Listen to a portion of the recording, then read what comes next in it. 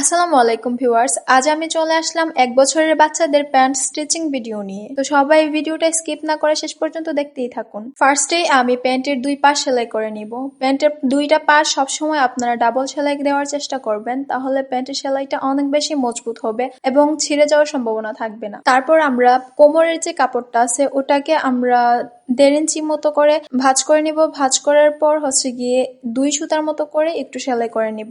এটা না করলেও পারেন, কিন্তু এটা করলে দেখা যায় যে বাচ্চাদের প্যান্টটা একটু বেশি সুন্দর লাগছে। তো সেটা করার পরে আমরা যে এক্সট্রা কাপড়টা ছিল ওইটার পাশটা আবার 2 সুতা করে সেলাই করে নিব। তারপর আমি কোমরের জন্য 10 ইঞ্চি করে রাবার কেটে নিচ্ছি। আপনারা সবসময় 8 ইঞ্চি করে কাটার চেষ্টা করবেন। আমি যে বাচ্চাটার জন্য বানাচ্ছি সে একটু গোলমোলো টাইপের, সেজন্য 10 ইঞ্চি করে নিয়েছি। তারপর রাবারের 2 পাশকে আমি অ্যাডজাস্ট করে নিব। তারপর এভাবে সেলাই করব।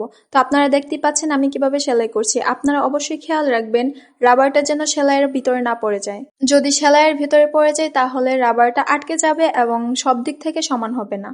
এখন আমি রাবারের 2 পাশে শক্ত করে টেনে ধরে সেলাই করে নিব। দেখতে পাচ্ছেন আমি যেভাবে করছি ঠিক সেভাবেই করার চেষ্টা করবেন, তাহলে ফিনিশিংটা খুব সুন্দর আসবে এবং সব দিক থেকে সমান হবে। এখন আমি প্যান্টের যে পাশটা ছিল এক পাশ, ওইখানটাতে আমি 2 সুতা করে সেলাই করে নিচ্ছি বড় বড় করে। আপনারা চেষ্টা করবেন বড় বড় করে দেওয়ার জন্য, কারণ পরবর্তীতে এখানে তো আরেকটা সেলাই পড়বে। এভাবে করে দিলে রাবারটা লাগাতে অনেক সুন্দরভাবে ফিনিশিংটা আসে।